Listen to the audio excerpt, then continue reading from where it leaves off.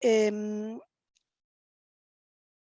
o, o ahí, no sé, creo que ustedes también habrán tenido un mensaje, o el sensacionalismo, que es otro tipo de periodismo débil, donde se exagera mucho algo para lograr un efecto o lograr un cierto impacto, o si no también puede ser las notas hiperpartidistas.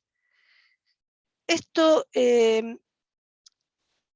no quiere decir que el periodismo no pueda contener narrativas, es normal que el periodismo contenga narrativas.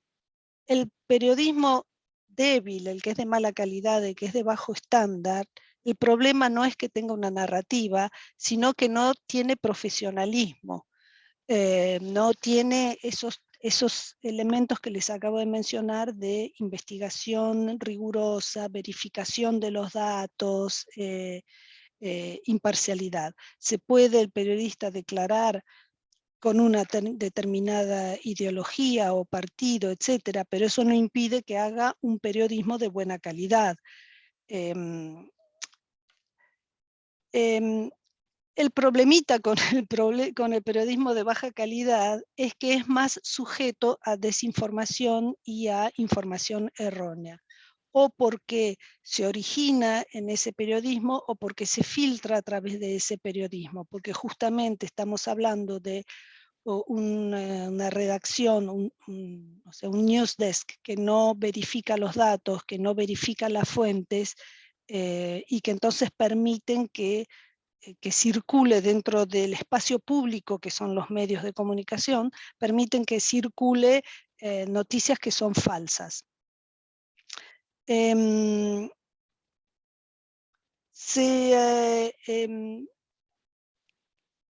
Bueno, esto es lo primero que les quería decir. El problema también de este tipo de fenómeno es que el periodismo que permite, o digamos que cuando tenemos estos fenómenos de desinformación, tenemos que verlos más o menos como cortinas de humo. El que genera la desinformación, la noticia falsa, no busca que no busca que las personas decidan si es verídico o no, sino que se genera como una especie de debate, de toma de posición, es cierto, no es cierto, sucedió así o sucedió así, y entonces se genera como toda esta cortina de humo y termina ese espacio público, que es un espacio y muy importante para la democracia, termina debatiendo temas que no son de interés público, temas que tal vez no son de interés para la población o de prioridad para la población, sino que la agenda, digamos, pública cambió de eje, se salió de su eje, digamos, de alguna manera. Entonces caemos en ese periodismo de él dijo y él le contestó y ella reaccionó y vamos de chisme en chusmo y de opinión en opinión, y eso no, digamos, no sirve para tratar lo que serían las prioridades, incluso locales, de la población. Para darles un ejemplo que me pareció, así visto del exterior en Argentina, había un debate sobre un jugador de fútbol que no es de los más conocidos en Francia. Es conocido, pero no es de las estrellas del Paris Saint-Germain, del PSG, que tenía una relación o no sé quién con una actriz argentina, y me pareció muchísima nota, muchísima cobertura en los medios, que sean de prensa o radiales, supongo que también en la televisión, y aunque puede ser una información que interese a una parte del público, ¿sí? Eso no quiere decir que sea información de interés público. No sé si se ve la diferencia, ¿sí? Puede interesar a una parte del público, pero no es de interés público. De interés público, por ejemplo, sería, no sé, si el mismo jugador, si está rindiendo, si no sé, si parte de su salario se lo paga con fondos públicos, no sé, otros temas, pero no ese aspecto más personal.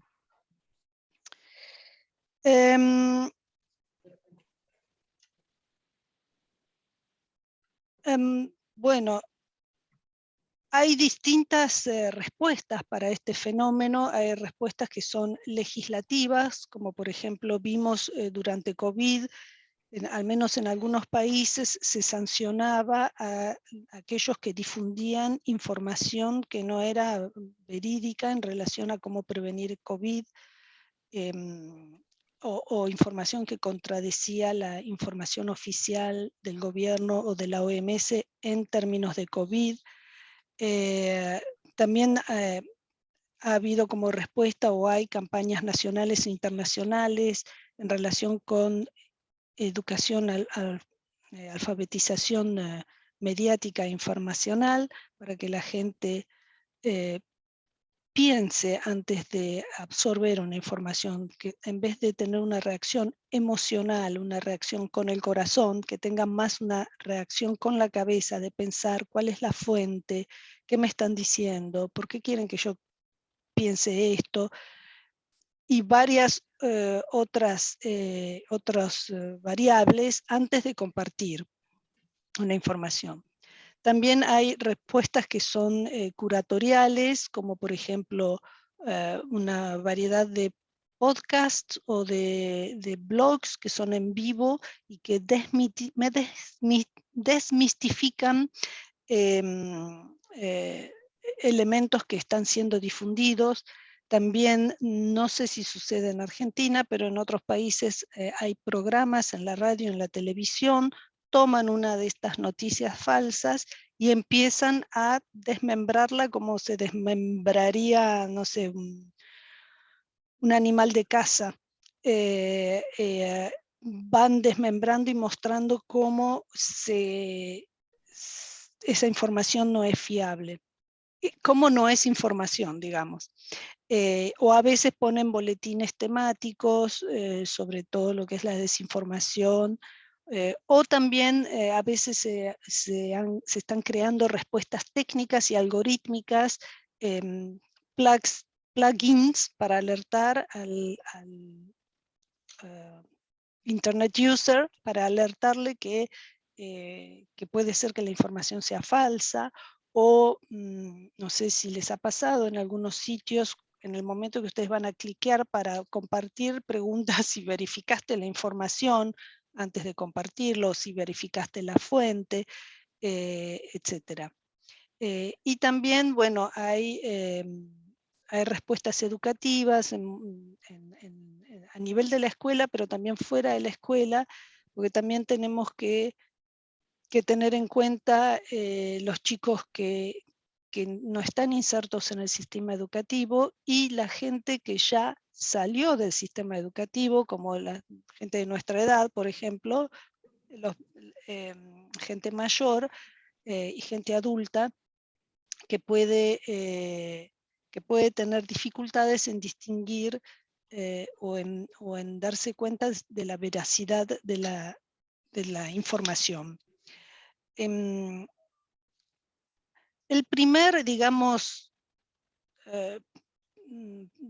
problema con la desinformación que yo mencioné es a nivel individual, es decir, que nos creemos lo que nos están contando, ¿no?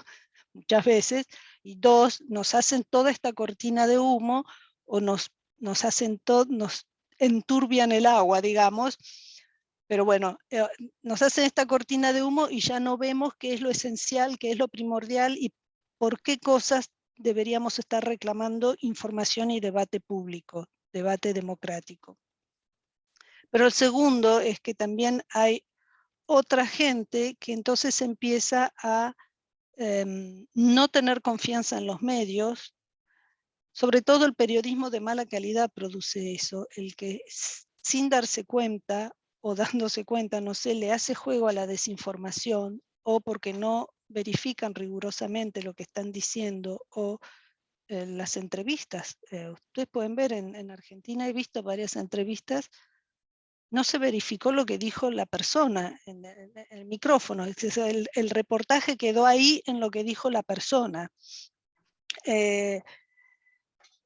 Y el problema entonces número 2 es esa falta de credibilidad en los medios. Y esto es peligroso porque en casos justamente de emergencias como COVID o donde los medios sí pueden difundir información que salva vidas, o en caso de elecciones justamente, donde la población tiene que elegir quién va a gobernar quiénes son sus representantes ante la asamblea o a nivel presidencial. Y entonces a través de todas estas cortinas de humo que se crean, se distorsiona, digamos, la vida democrática. Sino en general, ligado a lo que les estoy contando y ligado a la demanda inicial del Instituto Raspanti de hablar de comunicación, está justamente actualmente como un problema muy, muy serio en la comunicación, es la cantidad de periodistas, la seguridad de los periodistas. El hecho que haya tanta manipulación, digamos, de la información, por un lado genera autocensura en los periodistas, y el que no se censura corre riesgos de distintos tipos de riesgos, confiscación del material, ejecuciones extrajudiciales, desaparición, secuestro, amenazas. No sé cuál es la situación en Argentina, pero de todos modos, en general en el mundo, este es un problema que se está agravando, incluyendo en los países democráticos y tradicionalmente fuertes en términos de medios de comunicación. Y esto es un riesgo para todos, porque dependemos un poquito de ese buen periodismo, de periodismo de buena calidad y de los medios para poder contrarrestar, digamos,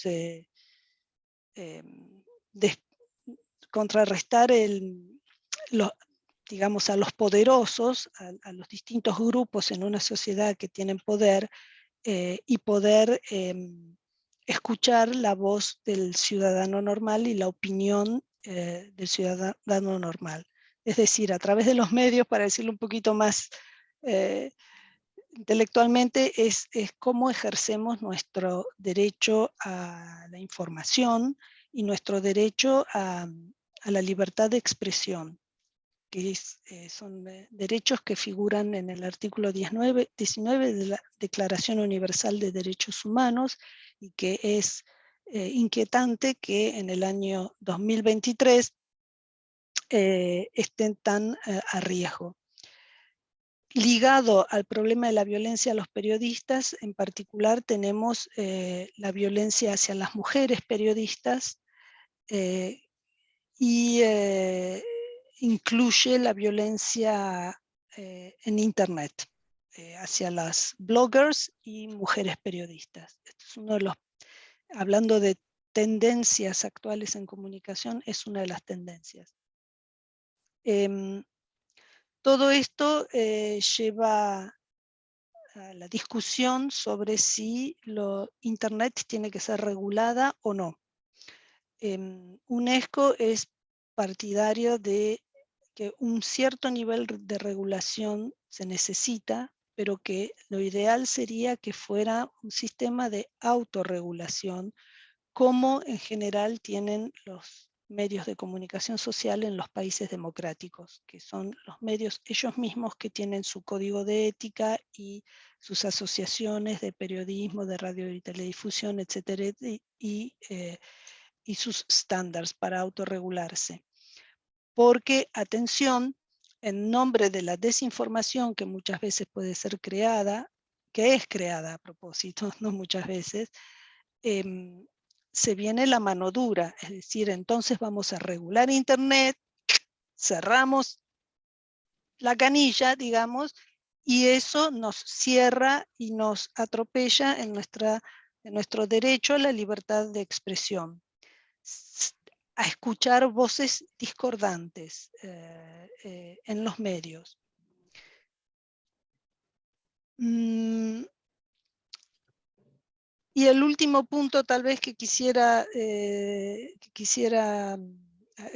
decirles o abrirles los ojos es que no sé si quedó claro que en la posición de la UNESCO los medios de comunicación y el periodismo de buena calidad es necesario para el funcionamiento de una democracia.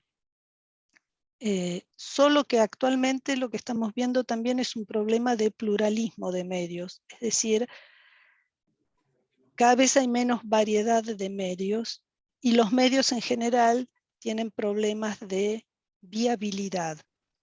¿Por qué? Porque tradicionalmente los medios se han creado o se han expandido basándose en la publicidad y muchas veces sponsoring que viene del Estado, que a veces el Estado pasaba, supongan, campañas de vacunación o de prevención, pagando justamente como si fueran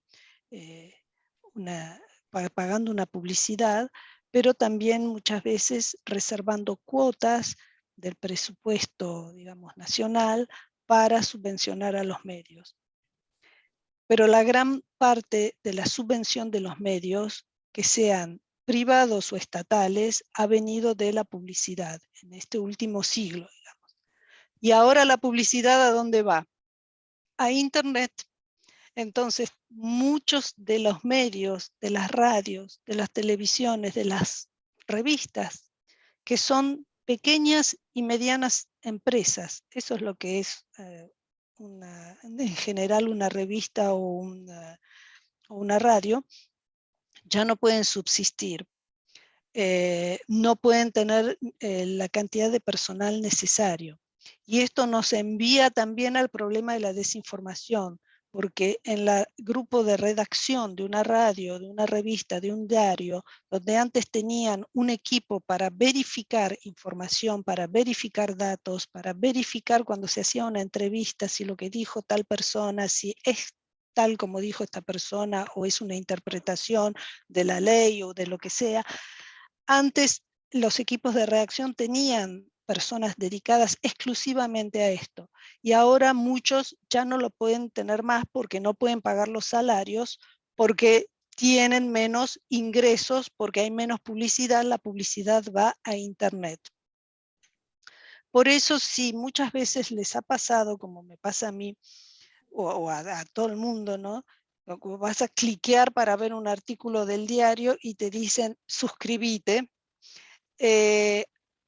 Uno no está acostumbrado, digamos, porque uno tiene la impresión que en Internet todo tiene que ser gratis. Pero si pueden hacerlo, suscríbanse, porque en general los montos son mínimos, pero son necesarios actualmente en un momento en que los medios de comunicación tienen que cambiar de paradigma para poder sobrevivir económicamente.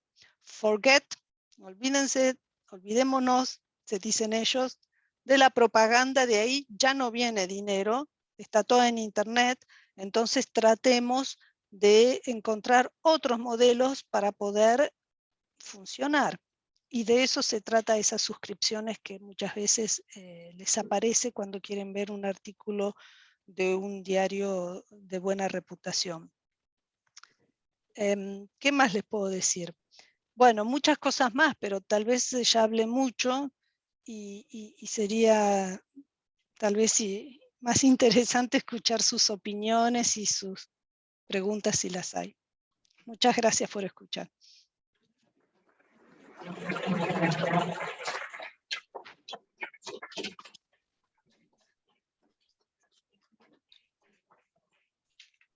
Vamos a pasar a la las preguntas. Bueno. La verdad que es muy interesante poder ver de esta manera toda la complejidad en la que estamos sumergidos a la hora de contar la verdad con información, sobre todo en tiempos tan difíciles de necesitar de información certera como la que hemos pasado con respecto al tema del COVID. Así que ahora vamos a pasar a las preguntas. Un segundo.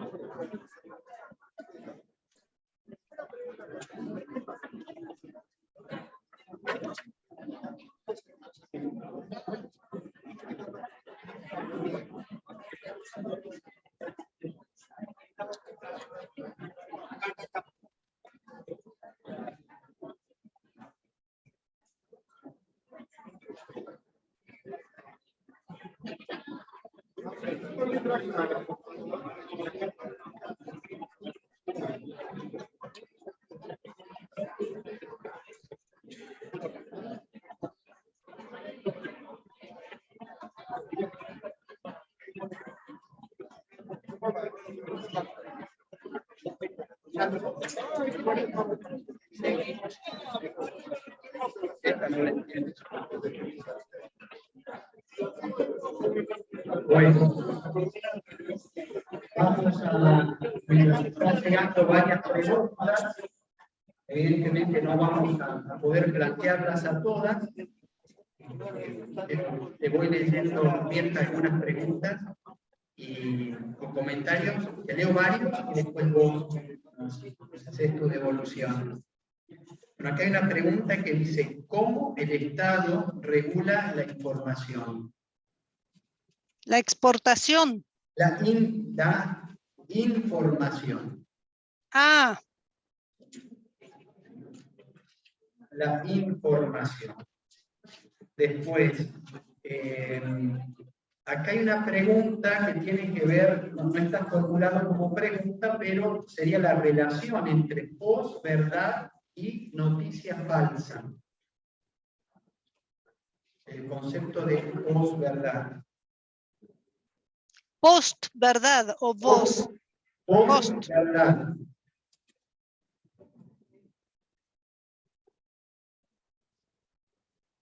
Acá te leo otra. La nueva forma de censura es la cancelación. ¿Qué alternativa tenemos frente a la cancelación en los medios de comunicación con temas como ser pro vida?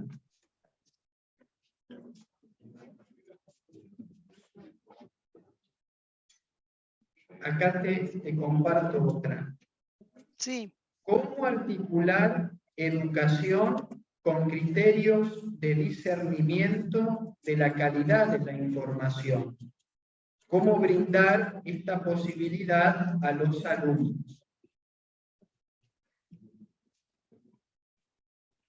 Otra. ¿Podría recomendar medios de información confiable en América Latina?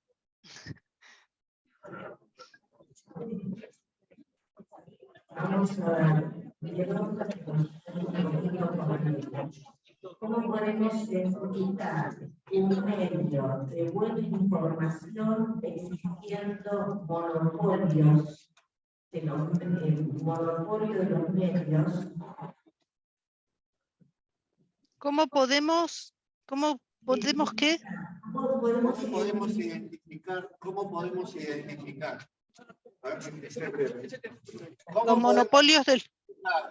Un medio de buena información existiendo monopolio, teniendo en cuenta lo que dice Chomsky, que los medios de comunicación solo responden a sus propios intereses.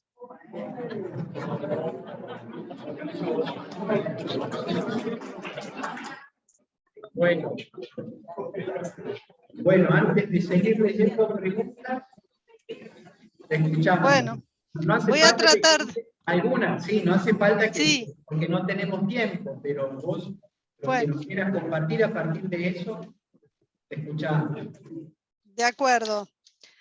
Voy a tratar, algunas preguntas me parece son muy argentinas y yo viví la mayor parte de mi vida fuera del país, entonces no estoy segura de haberlas comprendido bien. Normalmente el Estado no tiene que regular la información. Normalmente el Estado lo que regula son los medios y si los medios trabajan de una manera que sea benéfica para la población. Digamos. Hay una ente que es el ente regulador de los medios que puede regular, por ejemplo, la propaganda sexista, para dar un ejemplo, ¿no? En Suecia, por ejemplo, si pones una chica en bikini para vender las ruedas de un auto, la goma de la rueda del auto, el ente regulador lo va a censurar, va a decir no tiene relación una chica en bikini con los autos, la goma del auto, ¿cómo se llama? El neumático del auto. Entonces, esa ente reguladora es capaz de sancionar. Si hubiera, por ejemplo, un grupo migratorio y hay medios de comunicación que empiezan a circular un discurso de odio, y hay que matar a todos los X que quieran venir a vivir a Argentina, seguramente van a intervenir y van a sancionar porque está generando una situación de violencia en el país, digamos. Estamos hablando de países civilizados donde esto funciona, digamos, ¿no? En otros países no funciona. Puede ser, podemos tener países donde el Estado justamente incita a la violencia o incita a la polarización de su sociedad.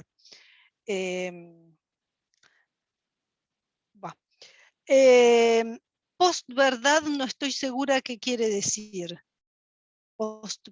Postverdad. Me parece que es similar al concepto de noticia falsa. Pienso que es correcto el uso de ese vocablo noticia falsa. Les pediría que dejen de usar fake news, o sea, noticias fake, porque o hablamos de noticias falsas o hablamos directamente de falsedades, de cosas que no son noticia, digamos.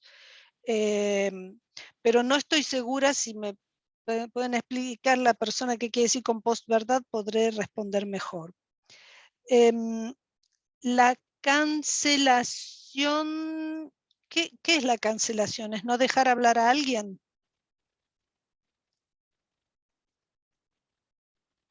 ¿Qué? Censura. Ah, la censura. Claro, la cuestión es las nuevas formas de censura, como por ejemplo la cancelación.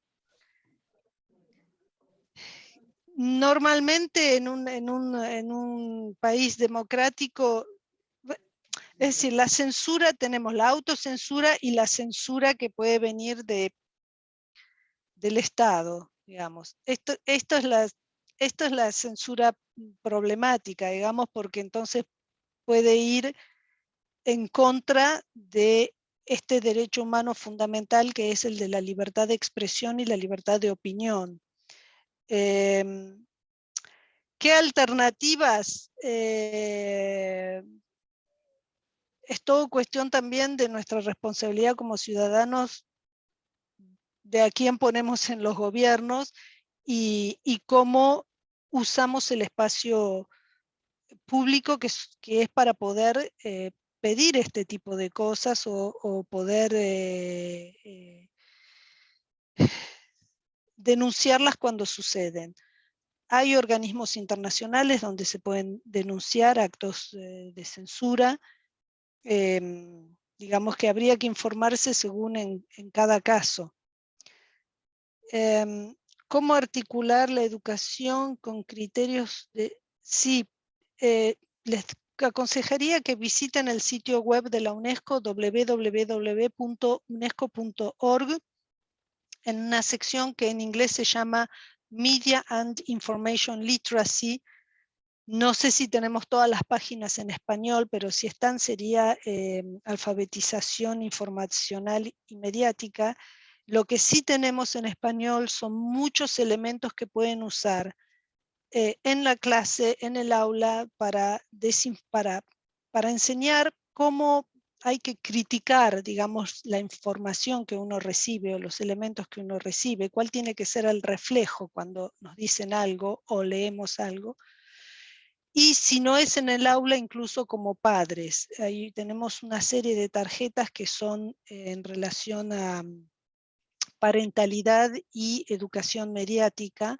El asunto no es alejar a nuestros hijos del iPad, del teléfono o de la computadora, porque ellos necesitan poder ser creativos con esa tecnología si en el futuro quieren estar empleados, ¿saben? Si los alejamos del iPad, del teléfono y de la compu, el día de mañana van a tener problemas para conseguir trabajo.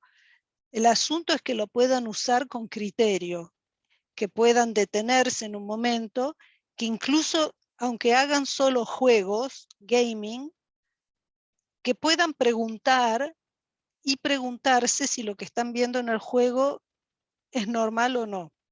Cuando mi hijo tenía, no sé, 8 años creo, me dijo, mamá, mira, acá viene un hombre, entra en la cocina y empieza a pegarle a una mujer que está cocinando. Le pareció tan horrible. Yo digo, pero no entiendo cómo entró eso en su iPad porque tenía el filtro para niños, ¿no? Pero te quiero decir, menos mal que preguntó, porque por ahí tal vez hay otro que no pregunta, ¿viste? Y le parece normal que un hombre entre a la cocina y empiece a pegarle a la mujer que está cocinando.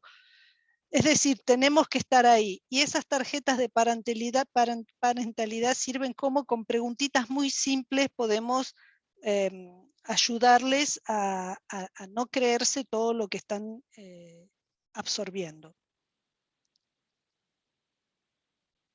Después también tenemos trabajo a nivel universitario, tenemos una red universitaria que trabaja cuestiones de educación a los medios, de investigación en este área sobre todo, y fuera de la escuela también tratamos que todas las organizaciones de jóvenes, que sea Scouts o que sea la juventud, no sé, de un partido político, lo que sea, pero que tengan ellos mismos que creen su propio programa de educación a los medios para sus miembros, es decir, peer-to-peer, de joven a joven, que se eduquen en esa lucidez que tienen que adquirir para poder sobrevivir este siglo, digamos.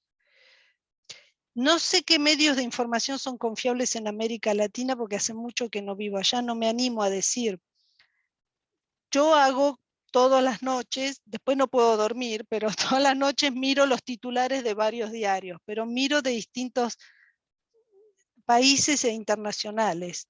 Miro El País de España, me parece a mí muy buen periodismo. Miro el Washington Post, New York Times, estos son de Estados Unidos. Miro The Guardian, que es de el Reino Unido. Der Spiegel, que es alemán. Bueno, unos diarios de Suecia porque me interesa. Y 2 o 3 de Francia. y me doy una idea de qué está pasando en el mundo desde esas perspectivas. Es decir, no sé, no quiero ponerme como ejemplo, pero por ahí darles la idea que sería bueno que en vez de leer uno, lean varios, incluso diarios o líneas opositoras, que no sean de la misma creencia política o partido al que uno puede pertenecer, que sean de otro partido, pero mientras sea de periodismo de calidad, que tengan, como decía antes, otra narrativa u otro marco, otras preferencias, no importa, lo que importa es que sea un periodismo que tenga, que hayan verificado los datos, que hayan cuestionado a las personas entrevistadas, que hayan ido en búsqueda de la verdad, digamos. La verdad tiene, justamente, filosóficamente, la verdad no existe, la verdad tiene distintos ángulos y es una construcción. Si nos quedamos con un solo ángulo, entonces no, tenemos menos posibilidad de acceso, digamos. Sí, ya no estamos en la época de Chomsky, en el sentido que lo que nos hemos dado cuenta trabajando así internacionalmente es que hay medios que son privados y que ofrecen un servicio público, es decir, que solo informan de cuestiones que son de interés público. El río, bueno, que sea en política o que sea, por ejemplo, el río que está contaminado, o el hospital que no tiene algodón, etcétera. Es decir, partíamos antes de la idea que es cierto que los medios de comunicación son una industria. No nos olvidemos, son una industria y están para hacer dinero. Eso, pero también los que, no sé si en Argentina el gas y la electricidad es privado o no. ¿Es privado o el agua, el sistema del agua? ¿No? La electricidad tal vez, ¿no? Ellos también están haciendo dinero y normalmente es un servicio público. Es decir, eso no es criterio. Podés estar haciendo dinero y tener un buen periodismo detrás que sirve a la población. Y después puede ser estatal y estar tratando de hacer propaganda, ideología, qué sé yo, campaña todo el tiempo. Por eso lo mejor es que haya en un país X, que haya pluralismo de medios, es decir, que haya un conjunto, que haya medios privados, que haya medios no estatales, sino de servicio público, digamos, que normalmente tienen que ser independientes del gobierno de turno, y que haya también medios comunitarios, es decir, radios locales, diarios locales, son muy importantes porque muchas veces los medios nacionales siguen un ritmo de información en relación a las informaciones que reciben en las agencias de noticias, etcétera, y son informaciones, digamos, a un cierto nivel nacional que interesan a una nación o a una región. En cambio, a nivel local, puede suceder que a la población lo que le preocupa es que, no sé, la inundación se llevó el puente y que desde que se rompió el puente los chicos no fueron a la escuela. Entonces el periodista local es importante para poder contactar las autoridades, contactar no sé quién, etcétera, pero tratar de encontrar una manera para que los chicos puedan atravesar esa zona y llegar a la escuela. O como di el ejemplo antes de que faltaba algodón en hospitales, o nos ha pasado en un proyecto, y es la radio local que informa y que encuentra una solución para esa población local que tiene ese problema determinado. Y justamente quiero decirles algo muy interesante. Vieron que les dije que hay muchísimos casos, que ahora no recuerdo la estadística, pero por día de periodistas asesinados, torturados, asaltados, secuestrados, que le rompen el equipo, etcétera. La mayoría de esos periodistas son periodistas locales, son los que están cubriendo este tipo de temas, que falta algodón, que se rompió el puente, que el río está contaminado y por ahí el que contamina es la empresa multinacional que está en el pueblo de al lado. La mayoría de los periodistas locales, porque están ahí al alcance de la mano, ¿saben? El periodista que trabaja en una gran radio, una gran televisión, está como más protegido que el que está ahí en la zona donde hay tráfico de drogas, donde hay tal vez paramilitares, que está más expuesto. Bueno, si no, ¿cómo podemos identificar los monopolios de medio de comunicación? Hay sitios web donde se podría encontrar esta información, o puede ser Periodistas Sin Fronteras, o puede ser el Comité para Proteger a los Periodistas. Estas son organizaciones internacionales, u otros. Hace 10 días o 15 días se celebró el Día Internacional de la Libertad de Prensa en Uruguay, en Punta del Este, y seguramente pueden encontrar información sobre todos estos temas en el sitio web de la UNESCO de Montevideo. Tenemos una oficina en Montevideo. Tenemos la libertad de expresión entonces como muy importante, pero también el derecho a la información.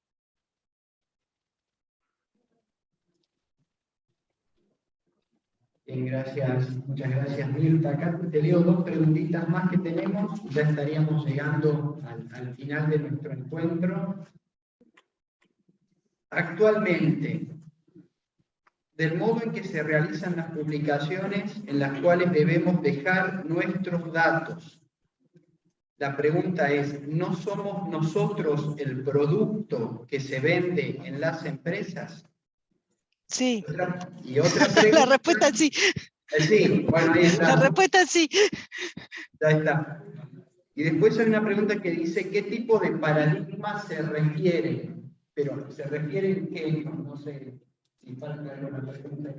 No, porque ella en un momento dijo que hubo un cambio de paradigma. En relación con lo que vos decías del cambio de paradigma, ¿qué tipo de paradigma se refiere? Ah, sí.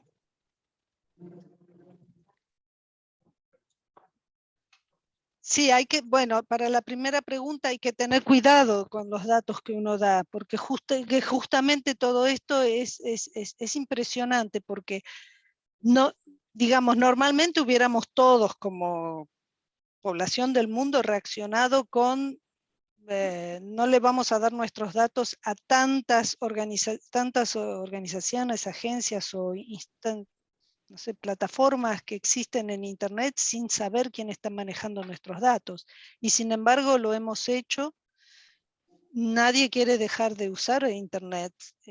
Lo hemos adoptado como algo positivo para la sociedad, pero sí hay que tener cuidado y por eso pensamos que se necesita una forma de regulación. Porque esta pregunta es muy importante. Yo hablé de la libertad de expresión y del derecho a la información, pero hay otro derecho que nos están violando, que es el derecho a la privacidad. Y justamente esa violación de la privacidad es lo que por ahí está generando millonarios en la otra punta del proceso. Y bueno, y es en esa tensión entre proteger la privacidad y disfrutar de Internet que nos encontramos como ciudadanos. Lo que yo me quería referir es que en los últimos 100 años, un poco más de 100 años, los medios de comunicación, que son una industria, como mencionó el colega que mencionó Chomsky, se mantuvieron con fondos públicos, una pequeña parte, y con fondos que venían de las ventas de publicidad. Esto ya no funciona más para sostener a los medios de comunicación, porque ahora las empresas publican hacen publicidad mayormente por internet. Ahora no recuerdo el porcentaje, pero es enorme el porcentaje de pérdida de ingresos, y justamente en esto, desde el 2020 hasta hoy, afectados por COVID y afectados por esto que han perdido fondos recaudados anteriormente por la venta de publicidad, hizo que muchos medios se cierren, sobre todo estos que son pequeños y medianos. Y eso como ciudadanos no queremos, aunque no leamos un diario local o aunque no escuchemos la FM de Barranquitas del Ponchonqui, igual queremos defender que existan. Entonces tienen que encontrar otra manera de subsistir económicamente. Esto va a la par con el hecho que las personas nos hemos acostumbrado a recibir información, creemos siempre que es información gratuita por internet. El problema es que no siempre es información. A veces sí, a veces no. Entonces, no queremos pagar para leer noticias, pero es porque muchas veces no distinguimos entre lo que sería un periodismo de calidad y información o elementos que circulan en las redes sociales. Entonces no tengo la respuesta, los medios tampoco los tienen, pero es un gran problema esto de la viabilidad de los medios de comunicación. A nosotros nos preocupa, a nosotros como personas normales, nos preocupa porque si no existe ese cuarto poder que son los medios de comunicación, no existe la democracia, porque entonces nadie le va a plantear nunca nada a los círculos económicos, políticos, financieros o ideológicos, a las cuestiones no va a haber oposición a las cuestiones o planteamientos a las cuestiones de corrupción, etc. Bueno, hay muchos aspectos por los cuales es necesario para una sociedad democrática que los medios funcionen y sean diversos y que sean independientes. Es que el asunto que no puedan ser independientes financieramente afecta después la línea editorial, porque los medios los queremos, pero editorialmente independientes. Aunque no estemos de acuerdo con lo que algunos medios digan, pero queremos que puedan decir que puedan revelar su investigación, que puedan decir cómo ellos interpretan o ven o han verificado un cierto asunto. Entonces la independencia editorial es muy importante, pero está afectada por la independencia económica, financiera. Bueno, muchísimas gracias y saludamos con un aplauso.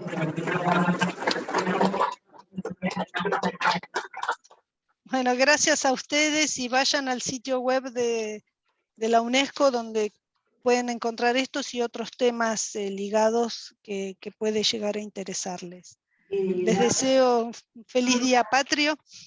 Antes que quisiéramos agradecer realmente esta conferencia de alguna manera que presenta la divertido de algunas cuestiones para reflexionar y creo que nos convoca a pensar la necesidad de tomar este tema en la educación superior, que es en nuestro caso, para pensar esto de la normalización con respecto a los medios y poder tener las herramientas para también poder transmitir como docentes a los alumnos desde pequeños, estar advertidos y poder tener las herramientas para poder tener un ojo crítico y poder diferenciar, como bien decís, cuándo es información no es, o cuándo no, cuándo es noticia o noticia falsa. Me parece que cada vez hoy ya es relevante, pero creo que también lo va a ser más aún a futuro. Así que, nosotros publicamos algo más específico de lo cual no hablé, que se llama currículum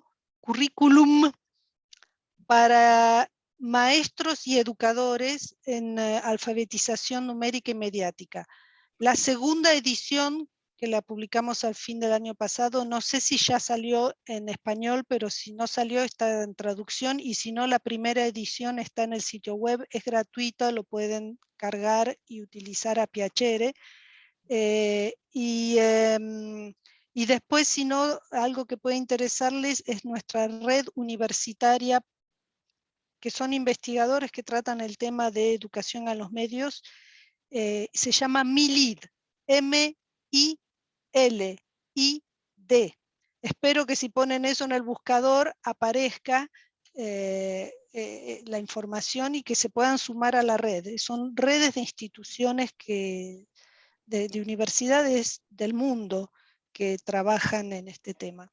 Bien, nos sumaremos y muchísimas gracias realmente nuevamente por tu valiosa cooperación para compartir. Chao, feliz día. Coman las empanaditas por mí.